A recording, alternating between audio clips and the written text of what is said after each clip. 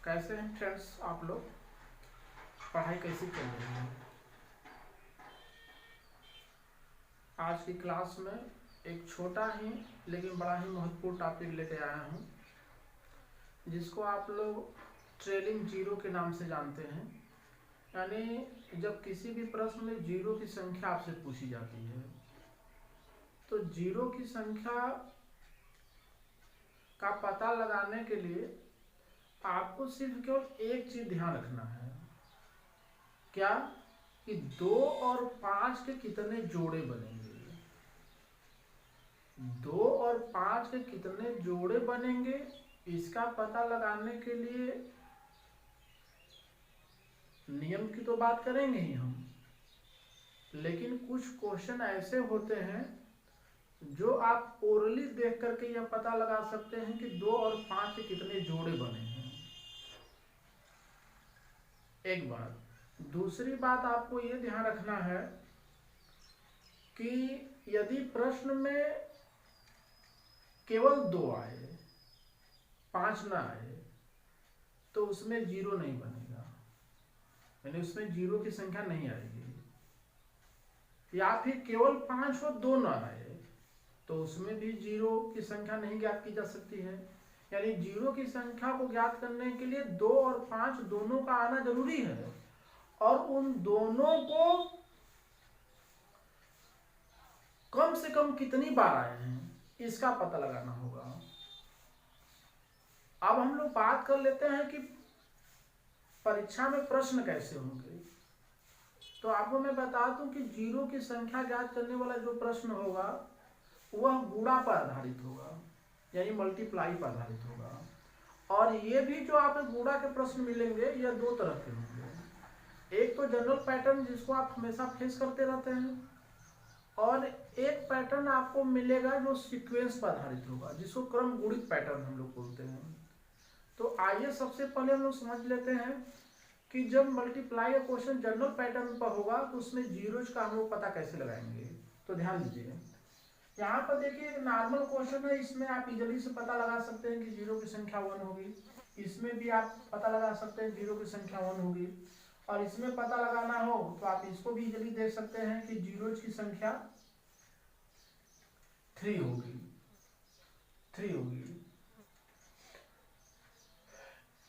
मतलब क्या हुआ कि कुछ गुणा का क्वेश्चन ऐसे होते हैं जो ओरली गुणा करने पर ये हमको दिख जाता है कि कितने जीरो जाएंगे मल्टीप्लाई में, तो उसमें जीरो की संख्या उतनी हो गई। लेकिन आप ध्यान दें कि ये जो मैंने क्वेश्चन लिखा है इसमें आप सीधा नहीं पता लगा सकते हैं, सीधा नहीं पता लगा सकते हैं कि मल्टीप्लाई कितना आएगा या फिर मल्टीप्लाई में कितने जीरो जाएंगे।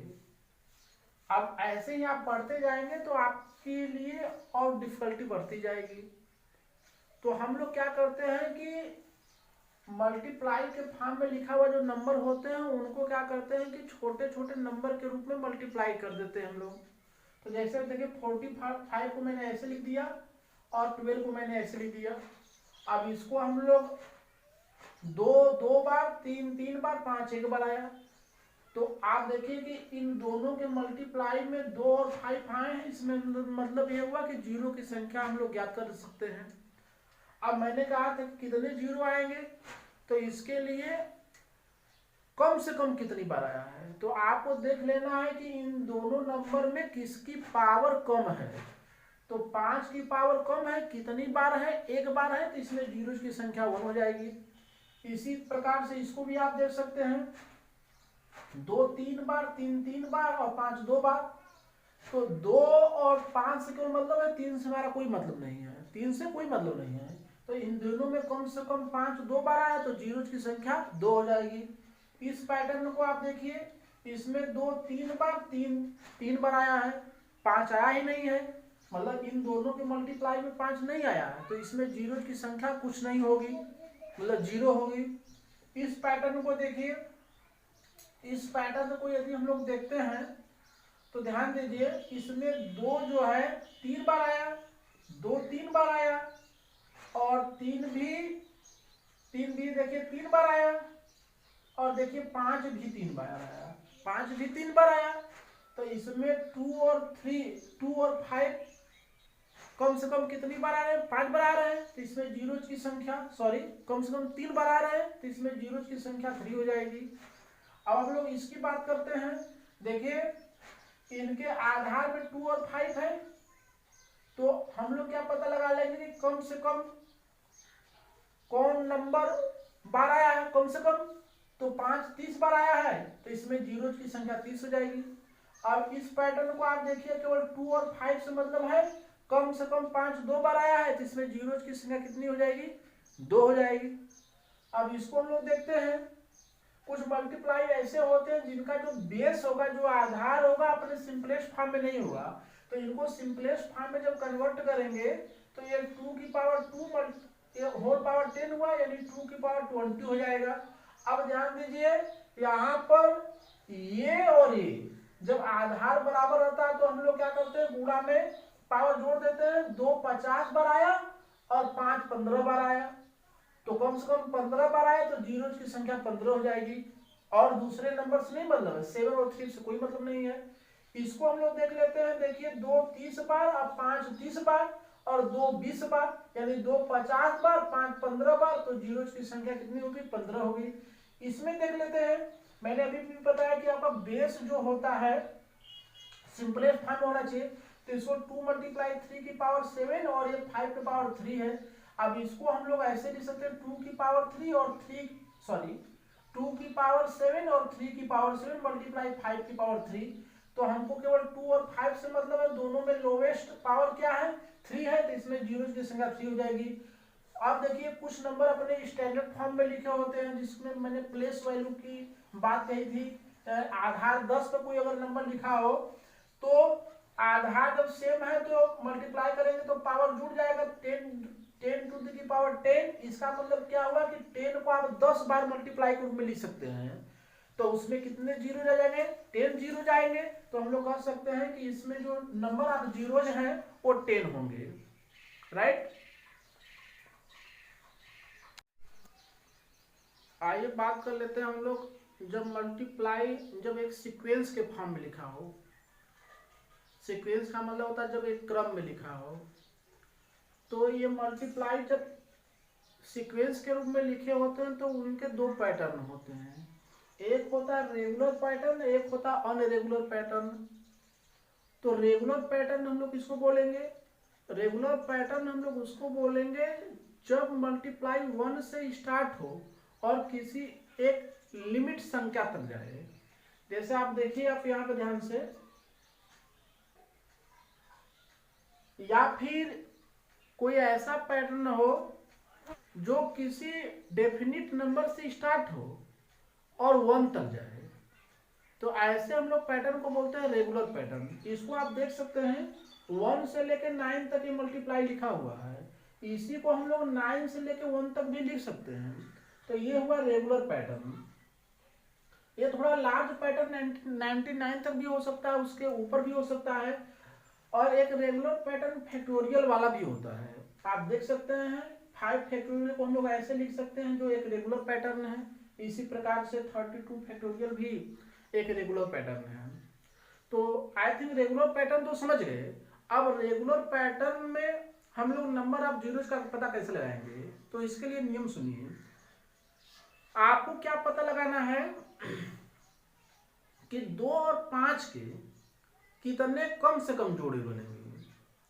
तो इसके लिए हम लोग क्या करेंगे कि पैटर्न में सबसे बड़ा नंबर पकड़ेंगे और सबसे बड़ा नंबर में ये पता लगाएं कि 2 कितनी बार आया और 5 कितनी बार आया। तो इसका पता कैसे चलेगा, देखिए जैसे मैंने इस पैटर्न में 9 सबसे बड़ा नंबर है, मैंने 9 को पकड़ा, तो अब ये पता लगा रहे हैं कि इसमें 2 कितनी बार आएगा, तो 2 से डिवाइड करेंगे, यहाँ पर जो भागफल आएगा वो लिखेंगे। अब इस भागफल में फिर नया भागफल, फिर इस नए भागफल में फिर 2 से डिवाइड करके नया भागफल। यह कब तक, जब तक कि ये भागफल 0 ना आ जाए। अब सभी भागफल को हम जोड़ देंगे तो यह पता चल जाएगा कि 0 कितनी बार आएगा, 2 कितनी बार आएगा। तो 9 में 2 जो है 7 बार आया।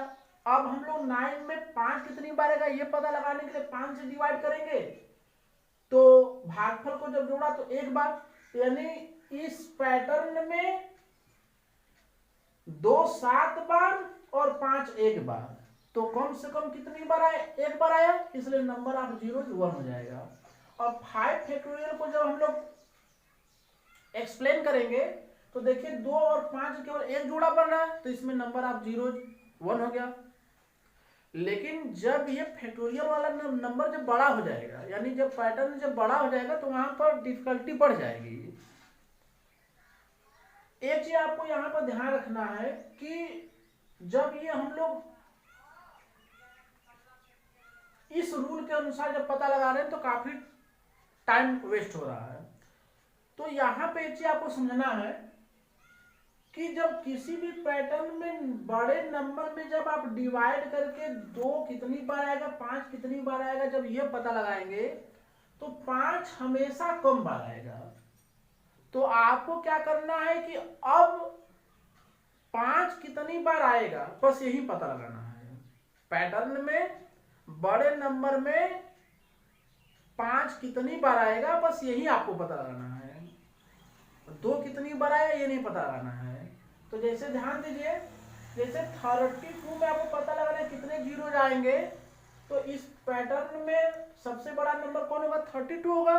तो 32 में आपको 5 कितनी बार आया ये पता लगाना है। तो 5 छक्का 30, ये 1 फिर 0, यानी जोड़ दो देंगे तो कितनी बार हो जाएगा? 7 बार हो जाएगा।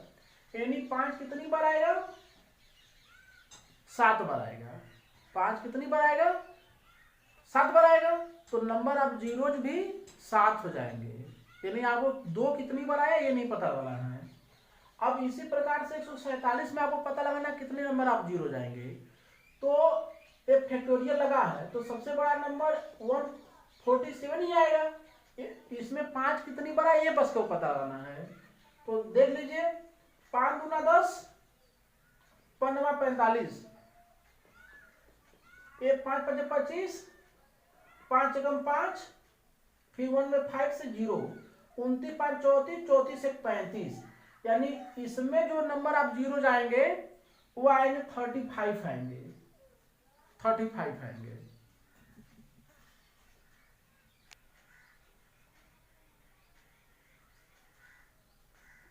ध्यान दीजिए, अब हम लोग पता लगाते हैं अनरेगुलर पैटर्न कैसा होता है।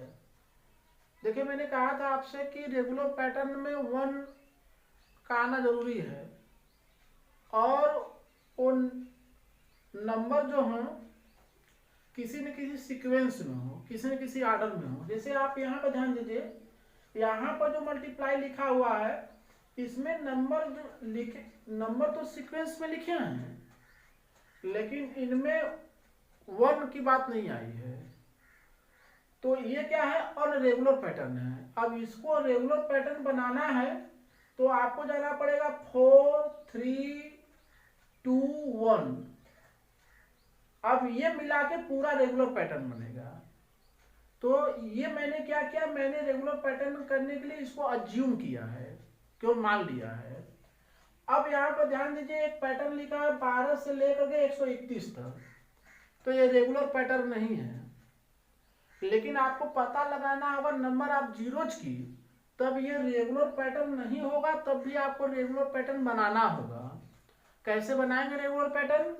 मैंने कहा था कि नंबर जहां से ब्रोकन है वहां से उसके पीछे वाला नंबर कहां तक जाएंगे? 1 तक जाएंगे। ये आपने अज्यूम किया है केवल। और ये जो क्वेश्चन में लिखा है ये सीक्वेंस ऐसे लिख देंगे आप इसमें 5 कितनी बार आएगा और इसमें 5 कितनी बार आएगा, इसका पता लगाएंगे आप। तो 11 में 5 कितनी बार आएगा ये पता लगा लीजिए, यानी 2 बार आएगा। इसमें पता लगाएंगे तो 5 से डिवाइड करेंगे तो 5 दूनी 10, 5 का 30, 5 5 25, 5 एकम 5, फिर ये 0 हो जाएगा, यानी 25 6 31, 31 1 32 हुआ, यानी 32 बार। तो ये तो आपने क्या किया था कि क्वेश्चन में जो पैटर्न था उसको रेगुलर बनाने के लिए इस पैटर्न को आपने अज्यूम किया। तो इसमें 5 जितनी बार आया है इसमें से आप टोटल में से उसको घटा देंगे। तो 32 - 2 यानी 30 बार। यानी 30 बार आएगा। तो इस प्रकार से हम लोग क्या करते हैं, अनरेगुलर पैटर्न को रेगुलर पैटर्न में कन्वर्ट करके नंबर ऑफ जीरोज का पता लगाते हैं। एक चीज आपको ध्यान रखना है कि जो फैक्टोरियल वाले जो नंबर होते हैं वो हमेशा रेगुलर पैटर्न में होते हैं। क्लास आपकी आज कैसी लगी फ्रेंड्स? आज की क्लास आपको कैसी लगी कमेंट्स में जरूर बताइएगा हमें। थैंक यू, नमस्कार।